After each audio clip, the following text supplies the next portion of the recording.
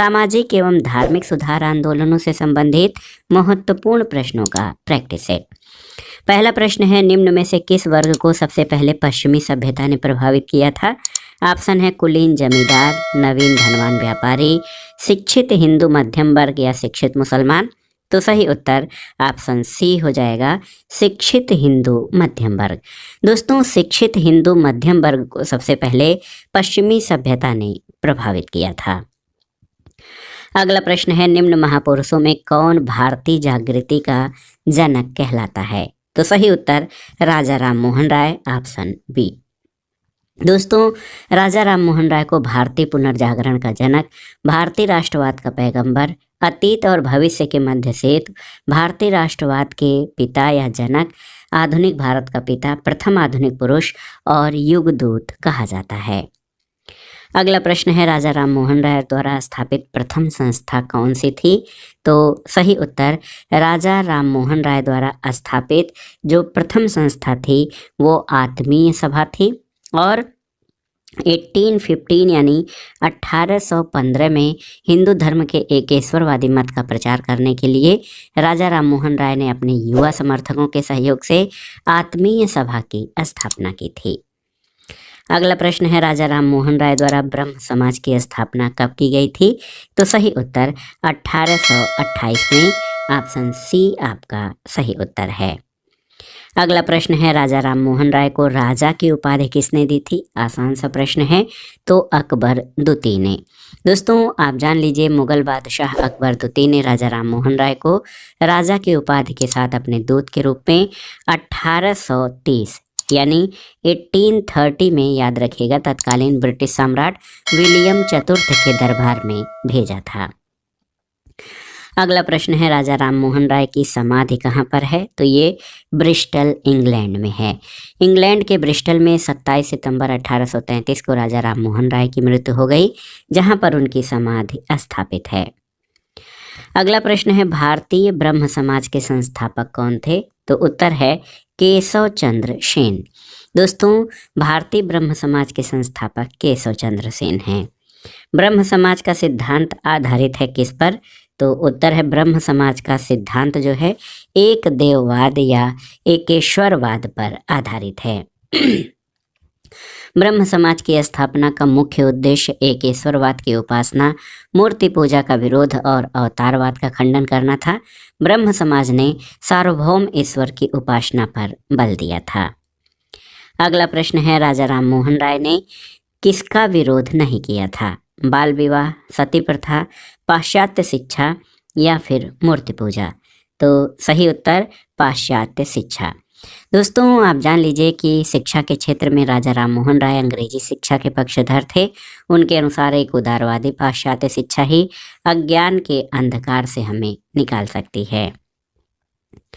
अगला प्रश्न है, 19वीं शताब्दी के उत्तरार्ध में नियो हिंदुइज्म यानी नव हिंदुवाद के सर्वश्रेष्ठ प्रतिनिधि कौन थे? तो सही उत्तर स्वामी विवेकानंद। दोस्तों, रामकृष्ण परमहंस की शिक्षाओं की व्याख्या को साकार करने का श्रेय स्वामी विवेकानंद को है। उन्होंने इस शिक्षा को साधारण भाषा में वर्णन किया और स्वामी विवेकानंद इस नवीन हिंदू धर्म के प्रचारक के रूप में उभरे थे। अगला प्रश्न है, वर्ष 1983 में शिकागो में आयोजित अंतर्राष्ट्रीय धर्मों की संसद से किसका नाम जुड़ा हुआ है? तो सही उत्तर स्वामी विवेकानंद का। अगला प्रश्न है, व्यवहारिक वेदांत के प्रतिपादक कौन है? तो आप जानते हैं स्वामी विवेकानंद व्यवहारिक वेदांत के प्रतिपादक हैं। अगला प्रश्न है, किस प्रख्यात समाज सुधारक ने ज्ञान योग, कर्म योग और राजयोग नामक पुस्तकें लिखी हैं? तो आप जान लीजिए, ये पुस्तकें स्वामी विवेकानंद के द्वारा लिखित हैं। अगला प्रश्न है, रामकृष्ण मिशन की स्थापना किसने की थी? तो रामकृष्ण मिशन की स्थापना स्वामी विवेकानंद के द्वारा की गई 1897 में। अगला प्रश्न है, स्वामी विवेकानंद ने रामकृष्ण मिशन की स्थापना कब की थी? तो सही उत्तर आप जानते हैं 1897 में, ऑप्शन डी आपका सही उत्तर है। अगला प्रश्न है, शारदा मणि कौन थी? तो सही उत्तर हो जाएगा स्वामी रामकृष्ण परमहंस की पत्नी। देखिए, शारदा मणि मुखोपाध्याय, जिन्हें शारदा देवी के नाम से जाना जाता है, इनका विवाह रामकृष्ण परमहंस से 5 वर्ष की उम्र में हुआ था। अगला प्रश्न है दोस्तों, ब्रिटिश साम्राज्य पूरी तरह सड़ चुका है, हर तरह से भ्रष्ट, अत्याचारी और हीन है, ये कथन किसके द्वारा कहा गया था? तो सही उत्तर ये सिस्टर निवेदिता का कथन है कि ब्रिटिश साम्राज्य पूरी तरह से भ्रष्ट, अत्याचारी और हीन है। सिस्टर निवेदिता विवेकानंद की शिष्या थीं। अगला प्रश्न है, दयानंद सरस्वती द्वारा स्थापित है क्या? तो दोस्तों, दयानंद सरस्वती ने आर्य समाज की स्थापना की थी और आर्य समाज की स्थापना आप जान लीजिए अप्रैल 1875 में बम्बई में की गई थी। इसका मुख्य उद्देश्य प्राचीन वैदिक धर्म की शुद्ध रूप से पुनः स्थापना करना था। अगला प्रश्न है, वेदों के पुनरुत्थान का श्रेय किसे है? तो सही उत्तर स्वामी दयानंद सरस्वती को वेदों के पुनरुत्थान का श्रेय दिया जाता है और इन्होंने वेदों की ओर लौटों का नारा दिया था। अगला प्रश्न है, वेदों की ओर चलो, ये किसने कहा था? तो स्वामी विवेकानंद का कथन है कि वेदों की ओर चलो और वेद ही समस्त ज्ञान के स्रोत हैं। इसका नारा स्वामी दयानंद सरस्वती ने दिया था। अगला प्रश्न है कि भारत का मार्टिन लूथर किसे कहा जाता है? तो आप जान लीजिए स्वामी दयानंद सरस्वती को भारत का मार्टिन लूथर कहा जाता है, उनके धार्मिक सुधार के प्रयासों के कारण। अगला प्रश्न है, सत्यार्थ प्रकाश की रचना की गई थी किसके द्वारा? तो स्वामी दयानंद सरस्वती के द्वारा। ऑप्शन डी आपका सही है। सत्यार्थ प्रकाश की रचना स्वामी दयानंद सरस्वती द्वारा की गई थी, याद रखिएगा। अगला प्रश्न है, निम्नलिखित संगठनों में से किसने शुद्धि आंदोलन का समर्थन किया था? तो सही उत्तर है शुद्धि आंदोलन का समर्थन आर्य समाज द्वारा किया गया था। ऑप्शन ए आपका सही उत्तर है और इन्होंने जो है आर्य समाज ने धर्म परिवर्तित हिंदुओं की हिंदू धर्म में वापसी के लिए शुद्धि आंदोलन चलाया था। अगला प्रश्न है, किसने कहा था कि अच्छा शासन स्वशासन का स्थानापन्न नहीं है? तो ये कथन स्वामी दयानंद सरस्वती का है। उनका कहना था कि दोस्तों, बुरे से बुरा देसी राज्य अच्छे से अच्छे विदेशी राज्य से अच्छा है। अगला प्रश्न है, किस व्यक्ति ने सबसे पहले स्वराज्य शब्द का प्रयोग किया था और हिंदी को राष्ट्रभाषा माना? तो सही उत्तर स्वामी दयानंद सरस्वती ने। दोस्तों, याद रखिएगा कि सबसे पहले स्वामी दयानंद सरस्वती ने स्वराज शब्द का प्रयोग किया और हिंदी को राष्ट्रभाषा के रूप में स्वीकार किया था। अगला प्रश्न है, महाराष्ट्र में प्रार्थना समाज की स्थापना किसने की थी? तो उत्तर है आत्माराम पांडुरंग ने। आत्माराम पांडुरंग ने दोस्तों याद रखिएगा कि प्रार्थना समाज की स्थापना 1867 यानी 1867 में बम्बई में केशव चंद्र सेन की प्रेरणा से आत्माराम पांडुरंग द्वारा की गई थी। अगला प्रश्न है, महाराष्ट्र में प्रार्थना समाज का मुख्य संचालक कौन था? तो सही उत्तर MG रानाडे। Option B. दोस्तों, याद रखिएगा महाराष्ट्र में प्रार्थना समाज के मुख्य संचालक महादेव गोविंद रानाडे थे। देव समाज का संस्थापक कौन था? तो सही उत्तर देव समाज के संस्थापक शिव नारायण अग्निहोत्री थे और आप जान लीजिए इस संस्था या देव समाज की स्थापना 1887 यानी 1887 में हुई थी। अगला प्रश्न है, 1873 में किसने सत्यशोधक समाज की स्थापना की थी? तो ज्योतिबा फूले ने। दोस्तों, याद रखिएगा कि 1873 में सत्यशोधक समाज की स्थापना ज्योतिबा फूले ने की थी। अगला प्रश्न है, गुलामगिरी का लेखक कौन था? आपको बताना है। तो गुलामगिरी पुस्तक के लेखक ज्योतिबा फूले। ऑप्शन बी आपका सही उत्तर है। अगला प्रश्न है, पिछड़े वर्गों का उत्थान किसका मुख्य कार्यक्रम था? आपको बताना है। तो सही उत्तर पिछड़े वर्गों का उत्थान सत्यशोधक समाज का मुख्य कार्यक्रम था और दोस्तों, सत्यशोधक समाज की स्थापना 1873 में ज्योतिबा फूले के द्वारा की गई थी। अगला प्रश्न है, सत्यशोधक समाज ने संगठित किया है क्या? तो उत्तर है महाराष्ट्र में एक जाति विरोधी आंदोलन। दोस्तों, सत्य शोधक समाज से पहले भी इस देश में सामाजिक और धार्मिक सुधार आंदोलन चले, लेकिन सत्य शोधक समाज इनमें सबसे अलग और विशिष्ट है। इसने महाराष्ट्र में एक जाति विरोधी आंदोलन को संगठित किया था। अगला प्रश्न है, वह बंगाली नेता कौन था जिसने सामाजिक धार्मिक सुधारों का विरोध किया और रूढ़िवादिता का समर्थन किया था? तो सही उत्तर राधा कांत देव, ऑप्शन ए आपका सही उत्तर है। राधा स्वामी सत्संग के संस्थापक कौन थे, आपको बताना है। तो सही उत्तर शिव दयाल साहब। दोस्तों, याद रखिएगा कि राधा स्वामी सत्संग आंदोलन की स्थापना 1861 यानी 1861 में आगरा के एक महाजन या बैंकर तुलसीराम, जो शिवदयाल साहब या स्वामी जी महाराज के नाम से लोकप्रिय थे, उन्होंने किया था। अगला प्रश्न है, महाराष्ट्र के किस समाज सुधारक को लोक हितवादी कहा जाता था, आपको बताना है। तो सही उत्तर गोपाल हरि देशमुख को लोक हितवादी कहा जाता था। अगला प्रश्न है, महाराष्ट्र में विधवा पुनर्विवाह के लिए अभियान का नेतृत्व किसने किया था? तो विष्णु परशुराम पंडित ने। दोस्तों, याद रखिएगा, महाराष्ट्र में विधवा पुनर्विवाह के लिए पहले अभियान का नेतृत्व विष्णु परशुराम पंडित ने किया। उन्होंने 1850 के दशक में विडो रीमैरिज एसोसिएशन की स्थापना की और विधवा पुनर्विवाह आंदोलन चलाया था। अगला प्रश्न है, 19वीं सदी के महानतम पारसी समाज सुधारक कौन थे? तो सही उत्तर आपका हो जाएगा बहराम जी एम मालाबारी। याद रखिएगा दोस्तों, 19वीं सदी के महानतम पारसी समाज सुधारक बहराम जी एम मालाबारी थे। 1891 का सम्मति आयु अधिनियम एज ऑफ कंसेंट एक्ट इन्हीं के प्रयासों से पारित हुआ था।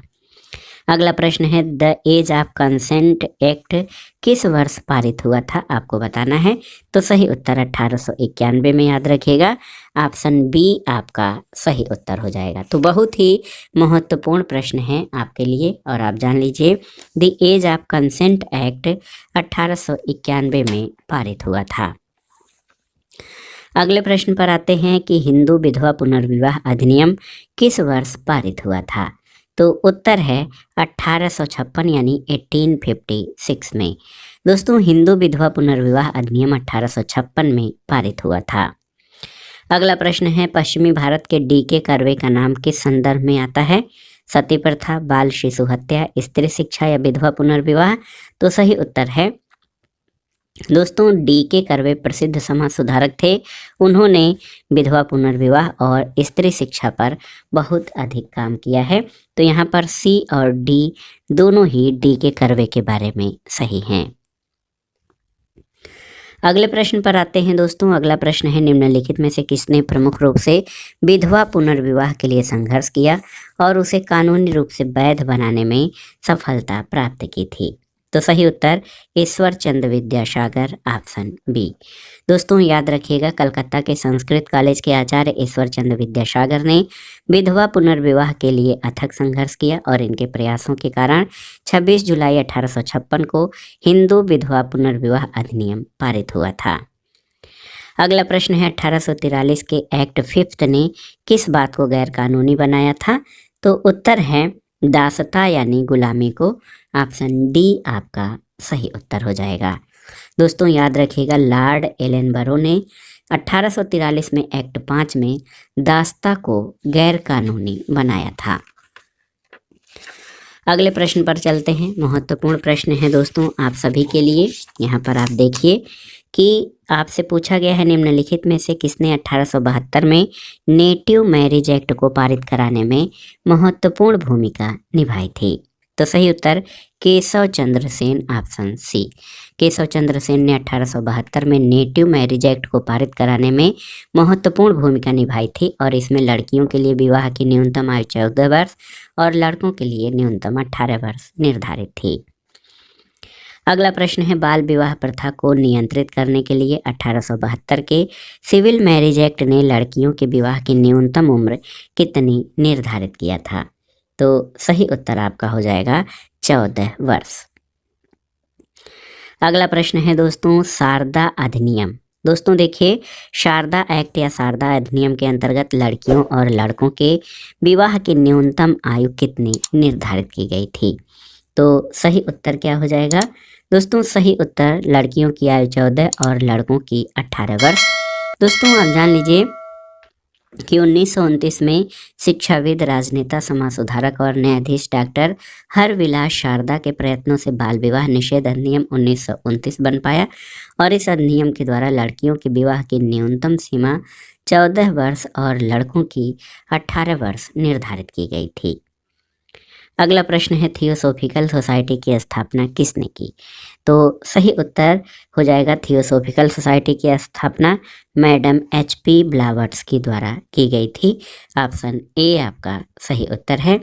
इसकी स्थापना यूक्रेनी महिला मैडम HP ब्लावर्ट्स्की, अमेरिकी सैनिक अधिकारी कर्नल अर्काट और विलियम क्वान, जज और अन्य के द्वारा 1875 में न्यूयॉर्क में की गई थी।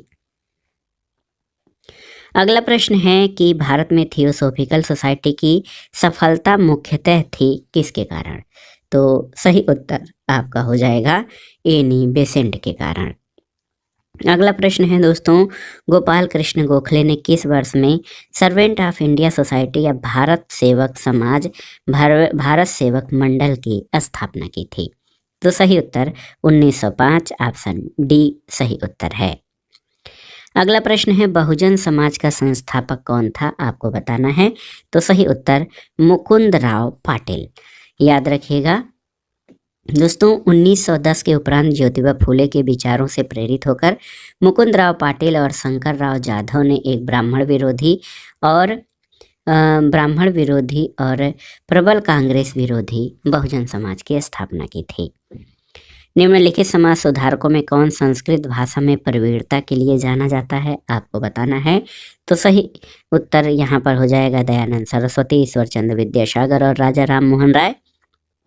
तो ये सभी विचारक और विद्वान संस्कृत भाषा में प्रवीणता के लिए जाने जाते हैं। अगला प्रश्न है, इनमें से कौन सा कथन सही नहीं? डॉक्टर एनी बेसेंट थियोसोफिस्ट थी। इसमें देखिए सही है। थियोसॉफिकल सोसाइटी का अंतर्राष्ट्रीय मुख्यालय मद्रास में है। सही है। स्वामी दयानंद सरस्वती ने आर्य समाज की स्थापना की। महात्मा गांधी का जन्म गांधीनगर में हुआ था, ये गलत है। और आप जान लीजिए कि महात्मा गांधी का जन्म 2 अक्टूबर 1869 को पोरबंदर गुजरात में हुआ था। अगला प्रश्न है, नव बौद्धवाद या नियो बुद्धिज्म के प्रतिपादक कौन है? आपसे पूछा गया है। तो सही उत्तर बाबा साहब डॉक्टर भीमराव अंबेडकर।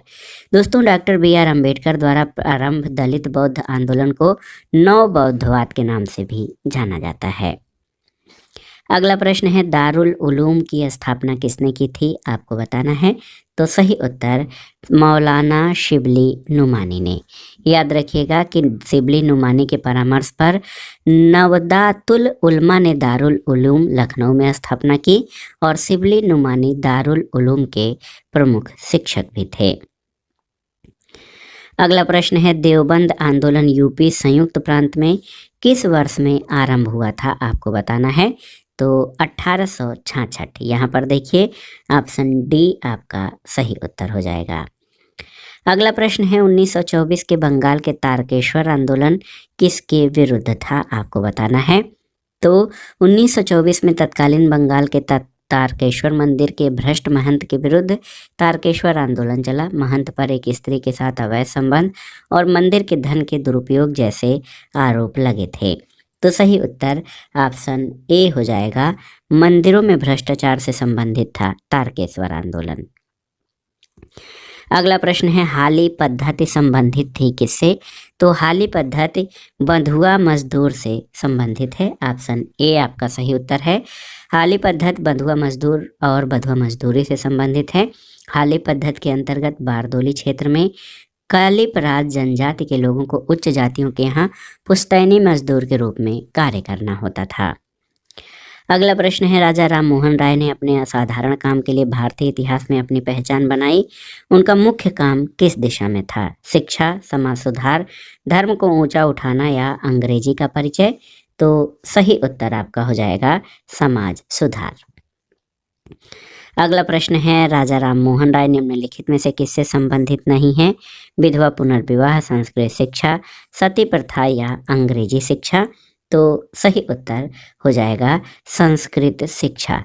दोस्तों, आप जान लीजिए कि राजा राम मोहन राय अंग्रेजी शिक्षा के पक्षधर थे। उनके अनुसार उदारवादी पाश्चात्य शिक्षा अज्ञान के अंधकार से हमें निकाल सकती है। वो संस्कृत शिक्षा के पक्ष में नहीं थे। अगला प्रश्न है, शांति निकेतन की स्थापना किसने की? तो गुरुदेव रविंद्रनाथ टैगोर ने।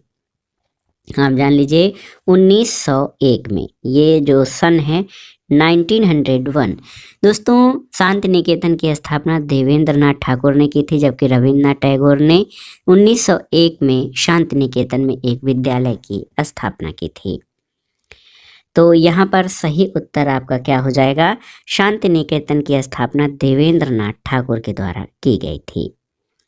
अगला प्रश्न है, विनोबा भावे किससे संबंधित हैं? आपको बताना है। तो विनोबा भावे का संबंध पवनार आश्रम से है। पवनार आश्रम की स्थापना विनोबा भावे ने की। विनोबा भावे का जन्म 11 सितंबर 1895 को कोलाबा, मुंबई में हुआ था। ये गांधी जी के सहयोगी थे और अपने भूदान आंदोलन के लिए प्रसिद्ध रहे। बनारस हिंदू विश्वविद्यालय या बीएचयू की स्थापना किसने की थी? तो सही उत्तर पंडित मदन मोहन मालवीय। दोस्तों, बाल शास्त्री जाम्बेकर महाराष्ट्र के दोस्तों पंडित मदन मोहन मालवीय ने 1916 में बनारस हिंदू विश्वविद्यालय की स्थापना की और 1919 से 1939 तक इसके कुलपति बने रहे। अगला प्रश्न है, दर्पण का संस्थापक कौन था? आपको बताना है। तो सही उत्तर बाल शास्त्री जाम्बेकर। अगला प्रश्न है, अलीगढ़ आंदोलन का संस्थापक कौन था? आपको बताना है, बहुत ही महत्वपूर्ण।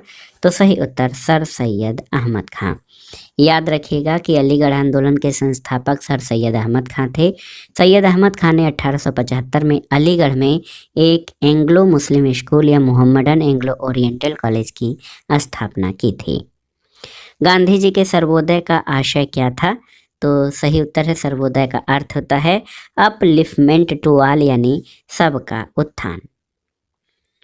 अगला प्रश्न है, किसने कहा था कि यदि भगवान अस्पृश्यता को सहन करते हैं तो मैं उन्हें कभी भगवान नहीं मानूंगा? तो सही उत्तर इसका हो जाएगा बाल गंगाधर तिलक का कथन है कि यदि भगवान अस्पृश्यता को सहन करते हैं तो मैं कभी उन्हें भगवान नहीं मानूंगा। अगला प्रश्न है, ब्रह्म समाज, रामकृष्ण मिशन और आर्य समाज में क्या समानता थी? तो तीनों ही राजनैतिक उद्देश्यों के लिए नहीं बने, लेकिन तीनों ने ही देशभक्ति के विकास में या देशभक्ति के भावना के विकास में सहायता दी थी। अगला प्रश्न है, सूची 1 का सूची 2 से सुमेलन करिए और दिए गए कोड से सही उत्तर का चयन करिए। तो यहाँ पर आप देखिए, मिलान करना है आपको।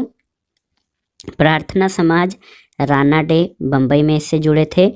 ब्रह्म समाज की स्थापना राजा राम मोहन राय, आर्य समाज दयानंद सरस्वती और रामकृष्ण मिशन विवेकानंद, स्वामी विवेकानंद के द्वारा स्थापित संस्था थी।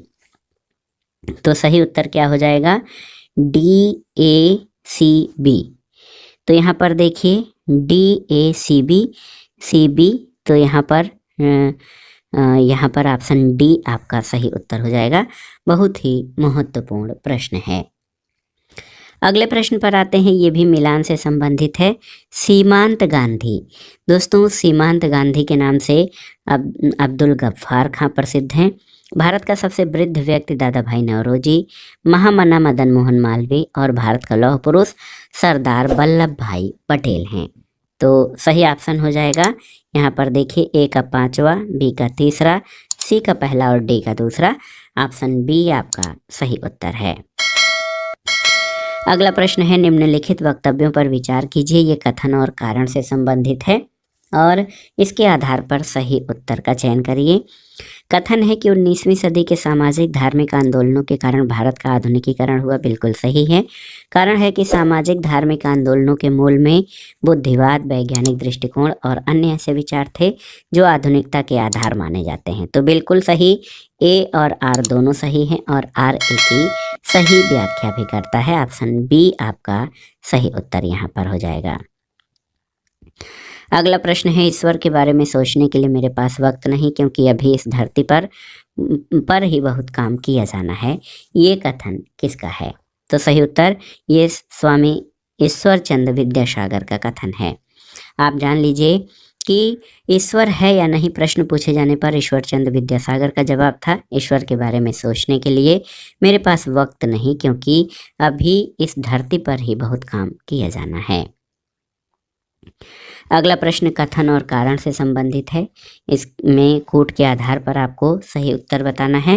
कथन है कि आर्य समाज आंदोलन ने हिंदुओं में आत्मविश्वास और आत्मनिर्भरता प्रदान किया। कारण है कि आर्य समाज आंदोलन ने श्वेत जाति की श्रेष्ठता में विश्वास की जड़ों को कमजोर किया। तो यहाँ पर कथन और कारण दोनों सही हैं, लेकिन कारण कथन की व्याख्या नहीं करता। ऑप्शन बी आपका सही उत्तर है। अगला प्रश्न है भारतीय स्वतंत्रता आंदोलन के समय राष्ट्रीय सामाजिक सम्मेलन या नेशनल सोशल कॉन्फ्रेंस का गठन किया गया। इसके गठन के लिए उत्तरदायी कारक क्या था, आपको बताना है। तो सही उत्तर भारतीय राष्ट्रीय कांग्रेस अपने कार्यक्रम में सामाजिक सुधारों को नहीं रखना चाहती थी, इसलिए इन उद्देश्यों के लिए उसने अलग से संगठन बनाने का सुझाव दिया था। ऑप्शन बी आपका सही उत्तर है। अगला प्रश्न है इनमें से कौन सा कथन सही नहीं है, आपको बताना है, बहुत ही महत्वपूर्ण। सन 1829 में विलियम बेंटिक ने सती प्रथा को कानून द्वारा अपराध घोषित कर दिया, बिल्कुल सही। सन 1856 में सरकार ने कानून बनाया जिसके अनुसार हिंदू विधवाएं पुनर्विवाह कर सकती थीं, सही है। 1875 में स्वामी दयानंद सरस्वती द्वारा आर्य समाज की स्थापना की गई, सही है। राजा राम मोहन राय सती प्रथा के समर्थक थे, ये गलत है। तो ऑप्शन डी सही नहीं है, ए, बी और सी आपके सही हैं। अगला प्रश्न है MC सीतलवाड़, BN राव और आह्लाद कृष्ण स्वामी अय्यर प्रख्यात सदस्य थे किसके? तो आप जानते हैं ये तीनों जो है सर्वेंट ऑफ इंडिया सोसाइटी के सदस्य थे। ऑप्शन डी आपका सही उत्तर हो जाएगा। दोस्तों याद रखिएगा 1905 में पूना में गोपाल कृष्ण गोखले ने भारत सेवक समाज या सर्वेंट ऑफ इंडिया सोसाइटी की स्थापना की। इसका उद्देश्य भारत सेवा के लिए प्रचारक तैयार करना था और संवैधानिक रूप में भारतीय जनता के सच्चे हितों को प्रोत्साहन देना था। इसमें वी श्रीनिवास शास्त्री, GK देवधर, पंडित हृदयनाथ कुंजरू जैसे महान समाज सेवक पैदा किए। MC सीतलवाड़, BN राव और आह्लाद कृष्ण स्वामी अय्यर इसके प्रमुख सदस्य थे। धार्मिक एवं सामाजिक सुधार आंदोलनों से संबंधित महत्वपूर्ण प्रश्नों का ये आखिरी प्रश्न है। निम्नलिखित कथनों को ध्यानपूर्वक पढ़िए। यहाँ पर 3 कथन आपके दिए गए हैं, आपको बताना है कि कौन से कथन सही हैं। ब्रह्म समाज एक ईश्वरवाद का समर्थन करता था, सही है। आर्य समाज ने शिक्षा के विकास में योगदान दिया, ये भी सही है। और रामकृष्ण मिशन की स्थापना विवेकानंद ने की थी। तो तीनों ही कथन आपके सही हैं। ऑप्शन ए सही उत्तर हो जाएगा। तो दोस्तों ये था आज का वीडियो देखने के लिए धन्यवाद दोस्तों, नमस्कार।